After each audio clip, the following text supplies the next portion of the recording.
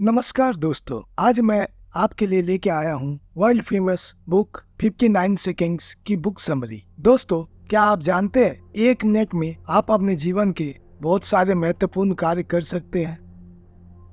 क्या आपको लगता है कि आप 1 मिनट या उससे कम समय में कितनी चीजें कर सकते हैं?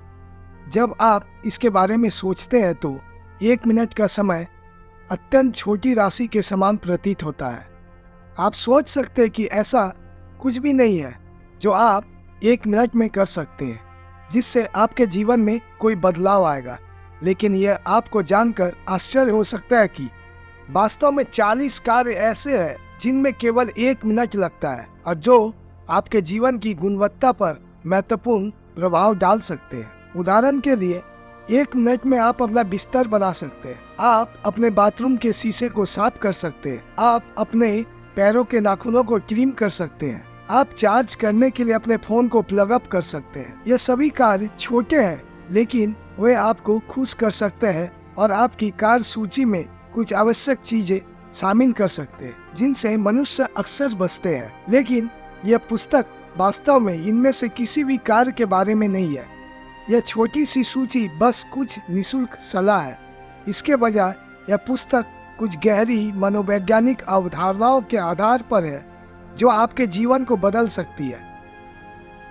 क्योंकि मनोविज्ञान में डिग्री हासिल करने और कक्षा में इन चीजों को सीखने में वर्षों का समय और अध्ययन लग सकता है, लेकिन मनोविज्ञान के अध्ययन और अभ्यास में लेखक के व्यक्तिगत अनुभव से लाभ उठाने में बहुत कम समय लगता है। उनके वर्षों के समय और अध्ययन के लिए उनको धन्यवाद। आप कुछ त्वरित और व्यवहारिक पाठ सीख सकते हैं जिन्हें 1 मिनट में लागू किया जा सकता है, क्योंकि इस वीडियो के समरी के दौरान आप सीखेंगे कि हमारे जीवन में अधिकांश चुनौतियां उतनी गहरी या जटिल नहीं है जितना हम सोचते हैं। वास्तव में वे सरल मनोविज्ञान अवधारणाओं में निहित है जिन्हें तुरंत समझा जा सकता है और अभ्यास में लाया जा सकता है। दोस्तों, इस बुक्स को 4 भागों में बांटा गया है। पहला भाग, यदि आप वो नौकरी पाना चाहते हैं तो आपको लोगों को अपने जैसा बनाना होगा। दुनिया में लगभग हर किसी के लिए नौकरी पाना एक बड़ी प्राथमिकता है। हम इंटरव्यू में सफल होने के बारे में सेल्फ हेल्प बुक्स पढ़ते हैं। हम अपने बायोडाटा को बेहतर बनाने और अपने इंटरव्यू कौशल को बेहतर बनाने या भीड़ से अलग दिखने में मदद करने के लिए कोचिंग क्लासेस लेते हैं। हम इस उम्मीद से अतिरिक्त सिलेबस और अतिरिक्त कोचिंग क्लासेस का सहारा लेते हैं कि वे हमें इंटरव्यूअर के सामने समक्ष और योग्य दिखाने में मदद करेंगे।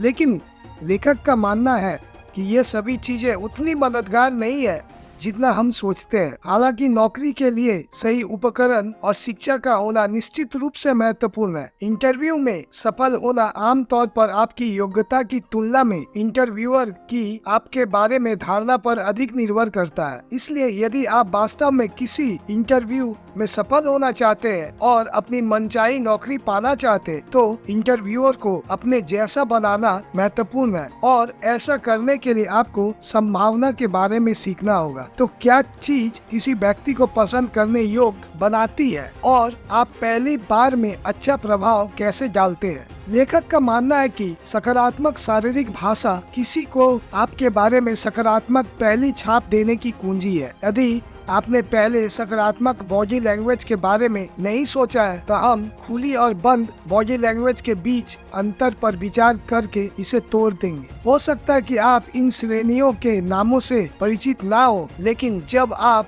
इन्हें देखेंगे तो निश्चित रूप से इन्हें जान लेंगे। उदाहरण के लिए, मान लें कि आप अपने किशोर बेटे से इस बारे में बात कर रहे हैं कि वो अपने कमरे में वीडियो गेम खेलने में कितना समय बर्बाद करता है। यदि वो अपनी बाहों को अपनी छाती पर मोड़ कर खड़ा होता है और आपकी हर बात पर अपनी आंखें घुमाता है तो आपको संदेश जोर से और स्पष्ट रूप से मिलता है वो खुद को आपसे दूर कर रहा है और आप दोनों के बीच भावनात्मक दूरी बना रहा है। इसी तरह यदि आप दोपहर के भोजन के लिए अपने सबसे अच्छे दोस्त से मिल रहे और वह खुली बाहों और बड़ी मुस्कान के साथ आपका स्वागत करने के लिए खड़ा है तो आप बता सकते हैं कि उसकी प्रतिक्रिया खुली और गर्मजोशी भरी है। इसलिए जब आप पहली बार किसी नए व्यक्ति से मिल रहे हो तो इन सिद्धांतों को ध्यान में रखिए। अपने चिड़चिड़े किशोर की तरह मत बनो। खुलेपन का संचार करने के लिए अपने शरीर का उपयोग करो। इसका मतलब यह हो सकता है कि आप अपनी भुजाओं और अपनी तरफ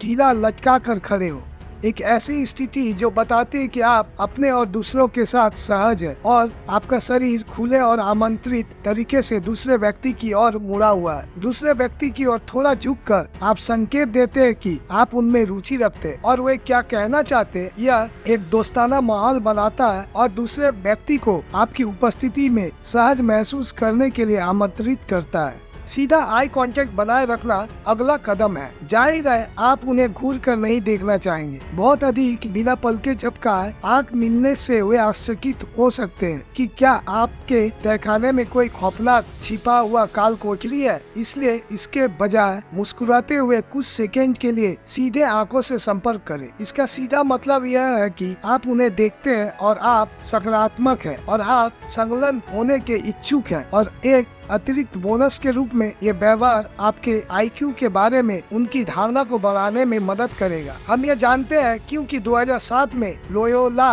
मेरीमाउंट विश्वविद्यालय के शोधकर्ता ने बुद्धि के प्रथम प्रभाव पर आंखों के संपर्क के प्रभाव को मापने के लिए एक अध्ययन किया था। मुख्य शोधकर्ता नोरा मार्फी ने अपने निष्कर्षों का वर्णन इस प्रकार किया। बोलते समय देखना एक महत्वपूर्ण प्रमुख व्यवहार था। इसका IQ के साथ महत्वपूर्ण संबंध था। इसे इम्प्रेस मैगजीन लक्ष्यों द्वारा सफलतापूर्वक हेरफेर किया गया था और उच्च कथित खुफिया रेटिंग में योगदान दिया था। अप्रत्याशित रूप से मार्फी ने यह भी पाया कि चश्मा पहनने से बुद्धिमत्ता की पहली छाप बढ़ती है। इसलिए यदि आपको पहले से ही चश्मा की आवश्यकता नहीं है तो उसे पहनना आवश्यक नहीं है, लेकिन आंखों का अच्छा संपर्क आवश्यक है। ध्यान रखें कि ये सभी अपशब्दिक कारक आपके और दूसरे व्यक्ति के एक शब्द बोलने से पहले ही माहौल तैयार कर देते हैं। तो अब जब आपके अपने अशब्दिक संचार के माध्यम से एक सकारात्मक माहौल स्थापित कर लिया है, तो अब समझ आ गया कि आप अपना ध्यान अपनी बातचीत के बोले गए हिस्से पर केंद्रित करें। यहीं पर बहुत से लोग लड़खड़ाने लगते हैं। इसलिए याद रखने वाली सबसे महत्वपूर्ण बात यह है कि घबराए नहीं। बहुत से लोग शुरू से ही अपने पैरों पर कुल्हाड़ी मारते हैं क्योंकि उन्हें चिंता होती है कि वे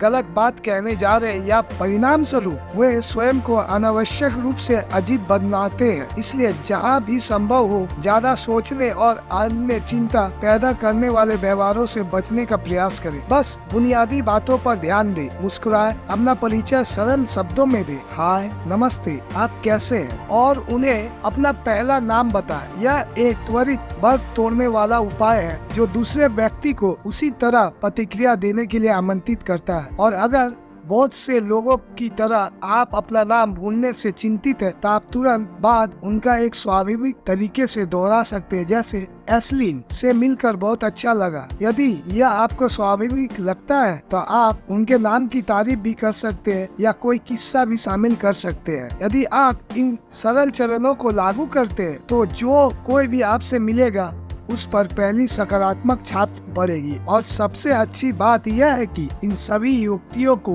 1 मिनट के अंदर लागू किया जा सकता है। भाग 2, भेद्यता के माध्यम से दूसरों के साथ सकारात्मक संबंध विकसित कर। किसी को भी आलोचना पसंद नहीं है, यह हर इंसान के लिए एक सच्चाई है, लेकिन कभी कभी नेक इरादे वाले प्रतिक्रिया हमें बढ़ने और सीखने में मदद कर सकती है। ऐसा इसलिए है क्योंकि किसी के यह कहने में अंतर है तुम बेकार हो, और रचनात्मक आलोचना जो हमें बढ़ने में मदद करने के लिए बनाई गई है। यह सुनना कभी भी मजेदार नहीं है कि हम गलत है या हमें कुछ बेहतर करना चाहिए था। भले ही यह सच हो, लेकिन अगर हम कभी भी अपनी अपर्याप्तताओं और असफलताओं को स्वीकार नहीं करेंगे तो हम कभी भी विकसित नहीं हो पाएंगे। इसलिए जब यह कष्टदायक हो तब भी हमें उन लोगों के रचनात्मक आलोचना के लिए तैयार रहना होगा जिनके दिल में हमारा सर्वोत्तम हित है। लेखक का मानना है कि यह किसी भी व्यक्ति के लिए महत्वपूर्ण कौशल है, लेकिन यह विशेष रूप से महत्वपूर्ण है यदि आप स्कूल या काम पर नेतृत्व की स्थिति में हैं। हम अक्सर सत्ता के पदों को अचल ताकत और भावनात्मक सुरक्षा से जोड़ते हैं। और परिणाम स्वरूप यह मान लेना आसान है कि नेताओं को रचनात्मक आलोचना की आवश्यकता नहीं है, खासकर दूसरों से नहीं, लेकिन वास्तव में हर किसी को सलाह और भावनात्मक समर्थन की जरूरत होती है, चाहे आप जीवन में कभी भी हो। इसलिए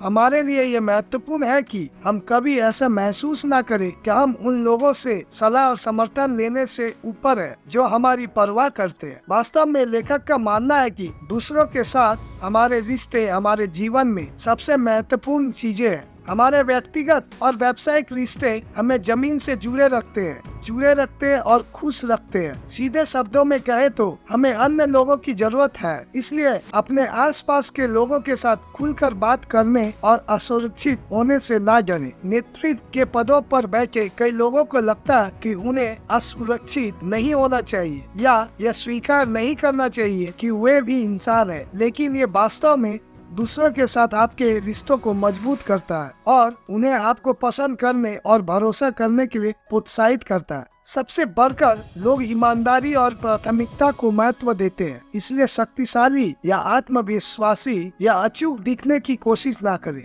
बस वास्तविक होने पर ध्यान केंद्रित करें, क्योंकि जब आप स्वयं के प्रति वास्तविक और ईमानदार होते हैं तो आप दूसरों को कुछ बातें बताते हैं। एक बात के लिए आप दिखते हैं कि आप खुले और भरोसेमंद हैं। इससे लोग आपको अधिक पसंद करेंगे क्योंकि उन्हें लगेगा कि वे आपकी पहचान कर सकते हैं। यह नई दोस्ती और स्वस्थ संचार के लिए भी द्वार खोलता है, क्योंकि कोई अन्य व्यक्ति यह कह के आपकी भेद्यता का जवाब दे सकता है, अरे इसके बारे में चिंता मत करो, हम सब वहाँ रहे हैं। और जब आप गलत हो तो उसे स्वीकार करने के लिए साहस की आवश्यकता होती है। तो यह एक सकारात्मक परिणाम है जो भेद्यता से उत्पन्न होता है। एक और लाभ यह है कि अपने स्वयं के संघर्षों के बारे में खुला होना दूसरों को बताता है कि चीजों के साथ संघर्ष करना ठीक है और इसके बारे में ईमानदार रहना भी ठीक है। इसलिए जब आप इस उदाहरण के साथ नेतृत्व करते हैं तो आप ईमानदारी की संस्कृति को